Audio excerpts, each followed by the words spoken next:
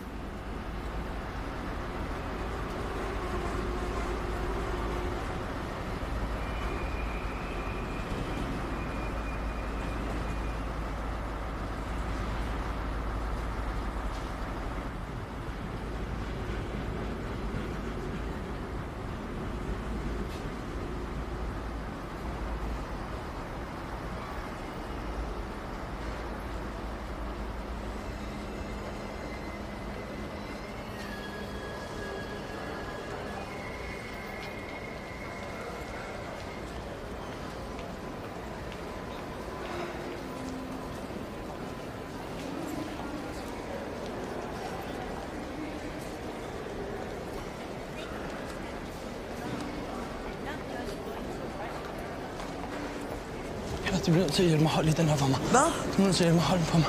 Mødes ude foran om kvarter, okay?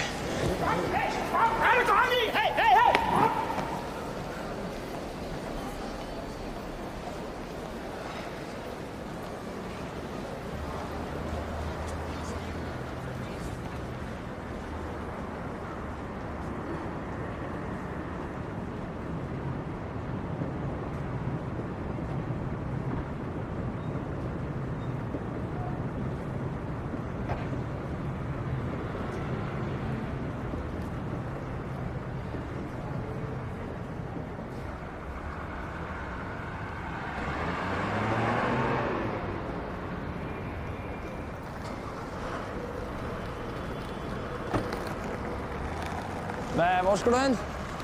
Jeg turde bare ikke stå og vente derovre. Hvorfor? Du har ikke gjort noget. Her. Tak skal du have. Ja, hvor skal du egentlig hen, mor? Det ved jeg ikke. Fint, du skal hjem, eller hvad? Jeg bor ikke herinde. Og så besøg nogen. Er det ikke lige meget?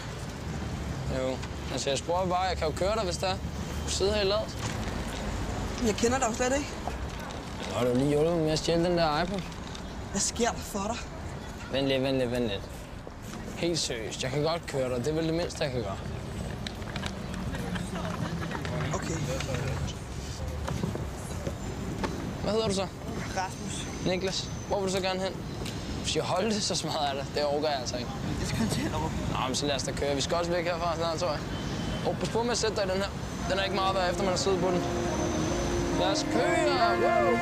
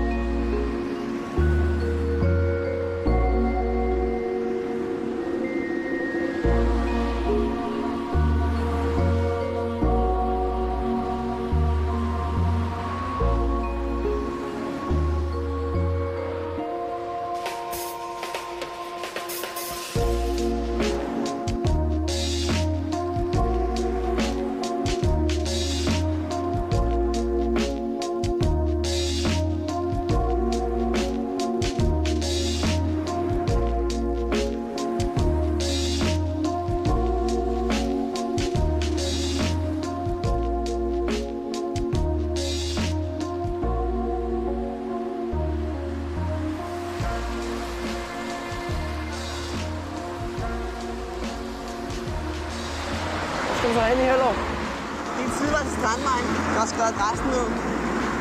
Skal du besøge nogen, eller hvad? Måske. Du er nemlig fætter, hva'? Hvorfor tog du ikke bare toget ud? Du kunne tage det på hovedbanen. Det vidste jeg ikke. Nå, det er sgu også meget sjovere, det her.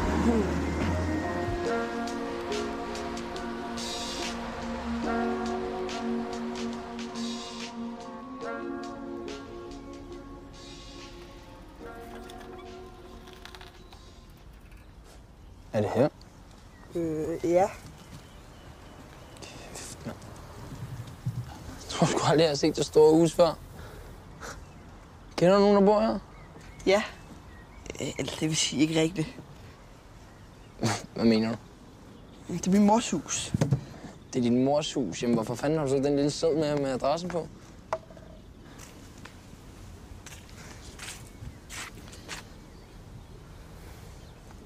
Hvorfor går du ikke ind? Det kan jeg ikke. Hvorfor ikke, hvis du bor der? Men det gør jeg heller ikke.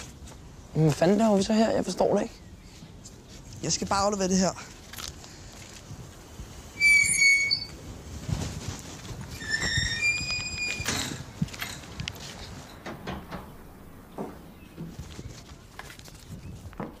Kan jeg hjælpe med noget? Hallo? Hvad fanden sker der? Kør nu bare for helvede. Hvad fanden sker der her, mand?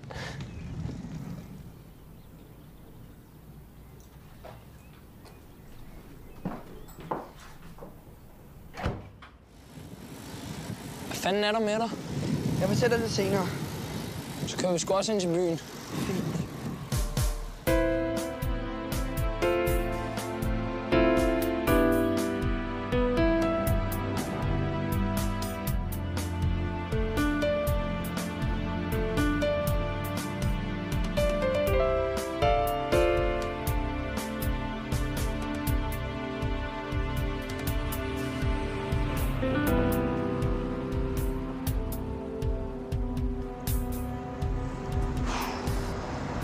Det kan zoologisk have langt væk. Ej, det ligger lige heroppe ad bakken. Hvorfor? Skal vi ikke tage derhen? Fanden vil du zoologisk have efter? Jeg har bare aldrig været der. Jeg kan godt tænke mig at komme op og se det. Det er sgu også vildt ophidsende. Så sæt mig derop.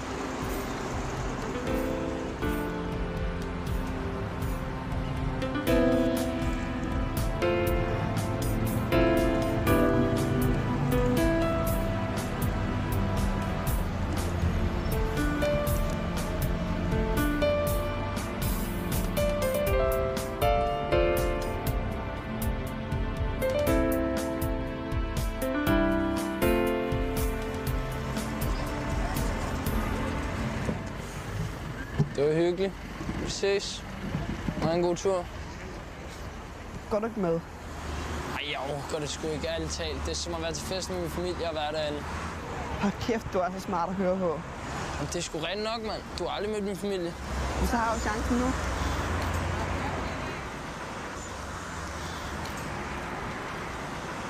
Kom nu bare. Jeg har også brug for en guide. En guide? Og jeg har været der én gang.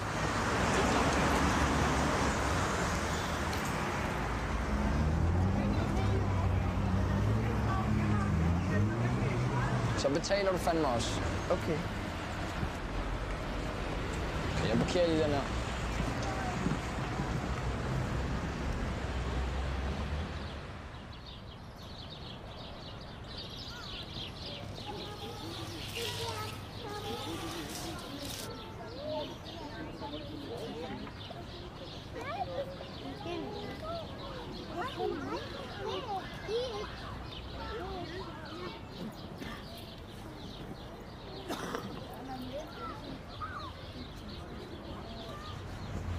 Det ser godt nok lidt dårligt ud, de løber der. Jeg tror sgu også snart, det bliver, hvis jeg bliver her meget længere.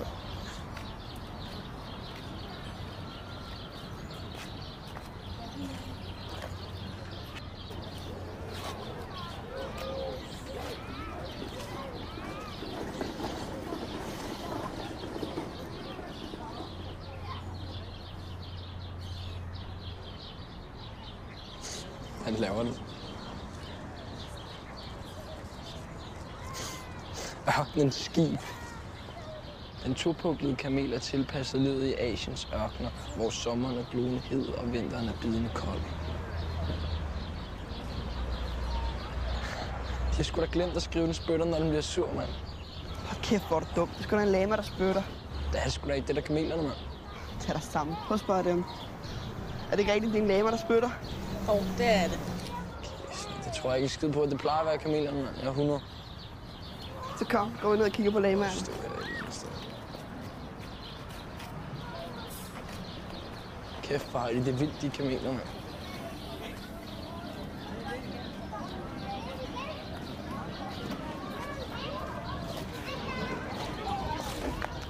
Når lamaen ligger ørerne helt tilbage, skal man passe på. Det er nu, de kan understrege en trussel ved at sende stinkende sprækklat i hovedet på sin modstander. Okay, Brainiac, du får ret. Jeg har ret, og jeg har endda aldrig været i zoologisk have. Super dårlig guide. Ja, okay.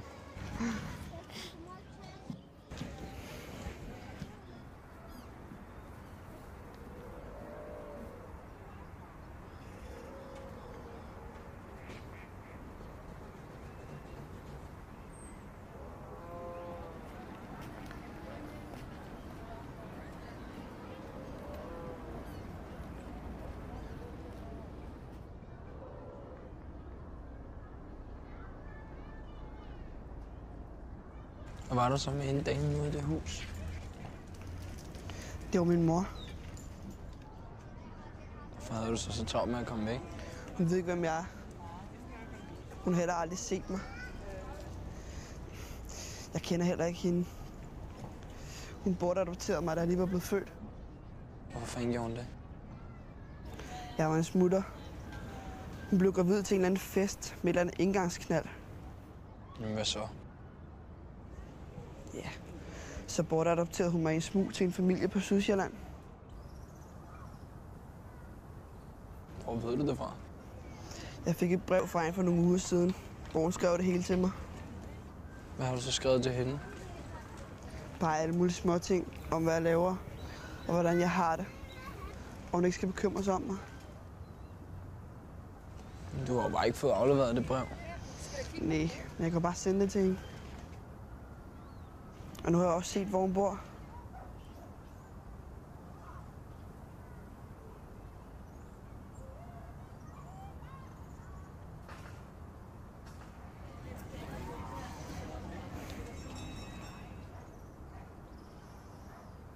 Kender heller ikke mine forældre. Min mor og far mødte hinanden på staden. De kendte ikke hinanden. De var bare helt væk på Syrus for en eller anden dag, og så knæppede de en kæmpe ros. Ja, jeg skulle vist bare have været en plet på lanet. Det er alligevel også imponerende, at de kunne lave barn i den tilstand, synes jeg. Hvor er de henne nu? Min far, han skred, da han fandt ud af, at min mor var gravid. Min mor døde, da jeg var et år gammel. Fucking junkier, mand. Hvor bor du så nu? Staden. Hvad er det? Staden Christiania. Det siger der ikke noget. Nej. Seriøst? Ja, det er sgu også lidt fucked up sted.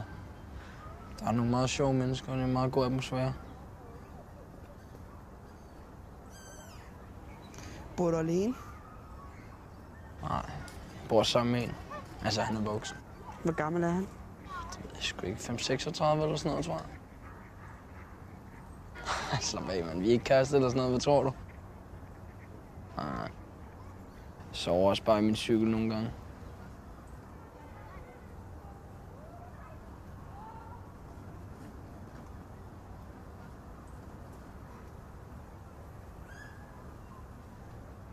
Kan du se, hvor jeg bor?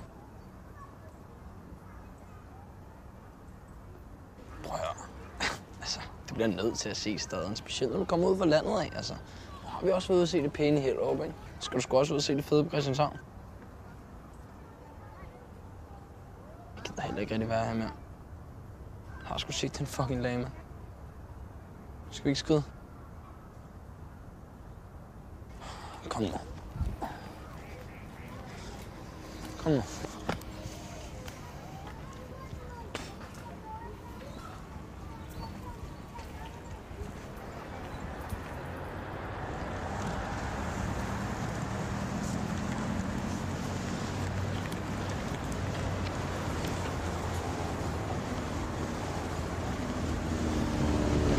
Har du aldrig set porno før?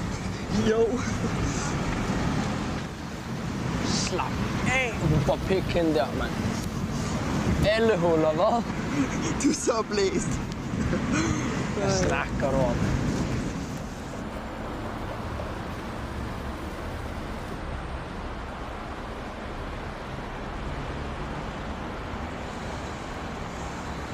Har du været i havnen? Det vidste jeg sgu ikke. Man kan sgu bade alle steder, hvor der er vand. Skal vi ikke tage derned? Og hvad? Bade nøgen på alle de mennesker? Du kan jo bare bade vores boxershorts. Nej, det gider jeg sgu ikke, mand. Vi tog ud på Holmen, så slipper vi også på at se på alle de grimme, blegfede mennesker. Det gider jeg sgu ikke.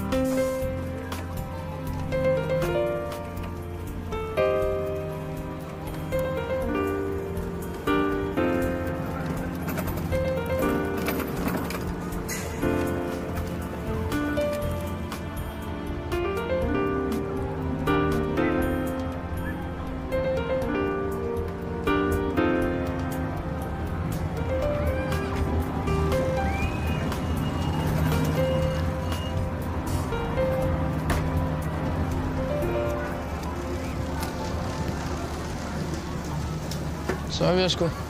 Vi løber lige hen ned badetøj, så kan du også møde Karsten. Hvem fanden er Karsten? Ham Stanja Bors. Karsten? Hvad?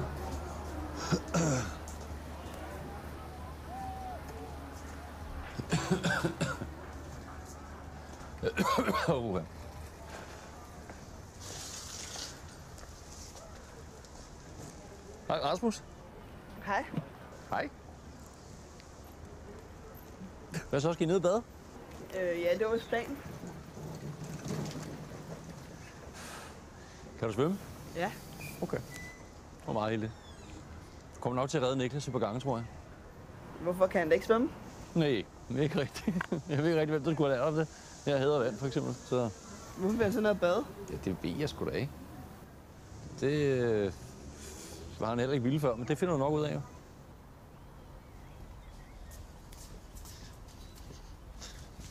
Ja, hvad står I to kællinger og knæver om? Hvad ikke noget? Nå. Sådan der. God tur, ikke? Jo, tak. Vi stopper lige et sted på vejen.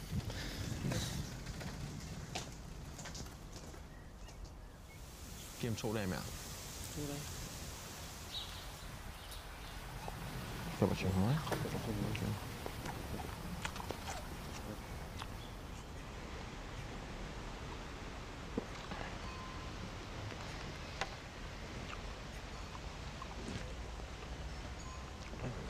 Og så Niklas, hvem fanden er det der?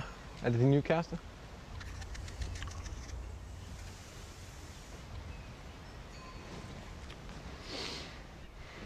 Hvad ved du, Niklas? Jeg har den inventory, du bad mig hente. Hvor er den henne? Ja. Rasmus hjælper med at stjæle den. Flot. Så er I jo rigtig gangster. Får jeg noget for det, eller hvad?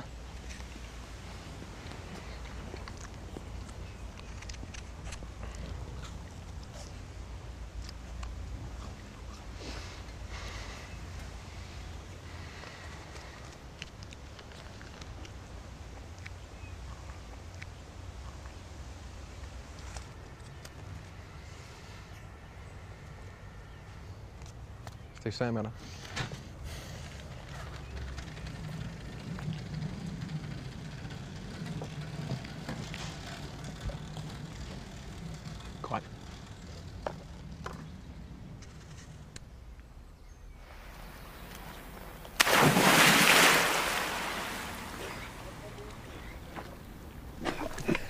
Hvad så? Skal du ikke i, eller hvad? Nej, ikke lige nu. Hvornår så? Jeg har råd ned. Der skulle da dig, der ville i vandet. Nej, det skulle da ikke, mand. Det var da dig, da du så det der havnebad, så gik du helt i spåne over, folk bade. Hvad fanden er jeg vejen med dig? Jeg kan ikke svømme. Det ved jeg sgu da for. Hvad fanden er det fra? Du fortalte ham Carsten, sgu da. Det skulle da også bare et kæmpe fjols, mand. Så må jeg smadre ham 10 gange. Det gør sgu da ikke noget. Var det din store hemmelighed? Jeg har lovet, at jeg nok skal rette op på bunden. Hahaha, sjov, mand. Kom nu bare i for helvede.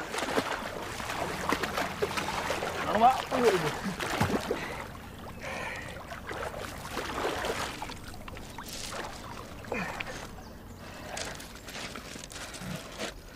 Var det godt? Ja, det er ikke så galt.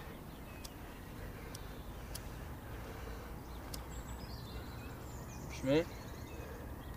Jeg har aldrig prøvet det før. Er det fedt? Fedt. Du bliver lidt afslappet og smider med nogle hæmninger.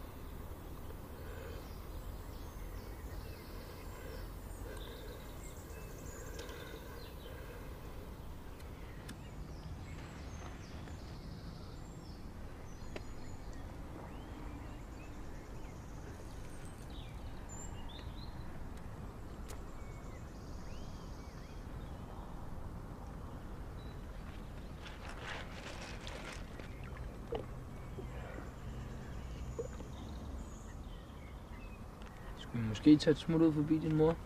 Kunne du aflevere brevet og snakke lidt med hende? Det gider sgu ikke.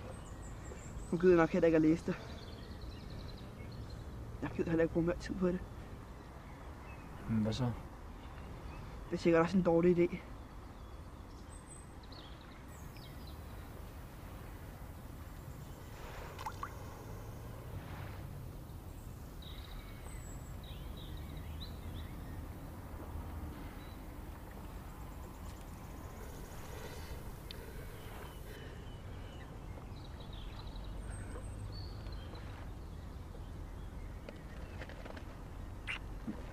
Hvad laver du? Det ved jeg ikke. Det fik jeg bare lyst til. Jeg vil smitte en masse hæmninger.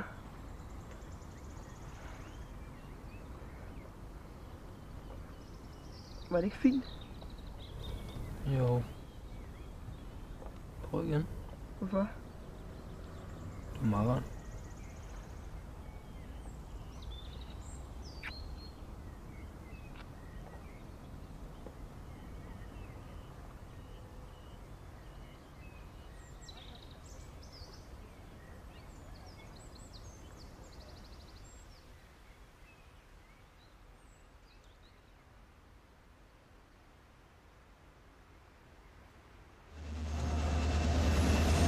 Så tager du så før du er hjemme. En times tid. Fandt dig i hvert fald din mor.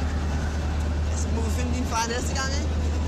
Jeg skulle gerne være på en lige på at finde, tror jeg. Den er sikkert også død. Ja, måske. Så ses vi der igen. Det gør vi vel. Nu har jeg fået dit nummer. Vi skal også til at lære at svømme. Der er en strand hjemme, hvor jeg bor. Vi ses. Vi ses.